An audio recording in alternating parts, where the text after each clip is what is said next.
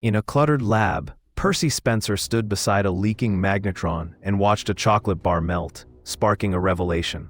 That accidental moment launched a technology designed to heat food, quietly reshaping kitchens and sparking curiosity worldwide. The device uses microwave radiation to agitate water molecules, turning energy into heat, a principle now taught in classrooms. The journey from radar to roasting pan involved patents, debates, and testing that turned a kitchen joke into a practical appliance.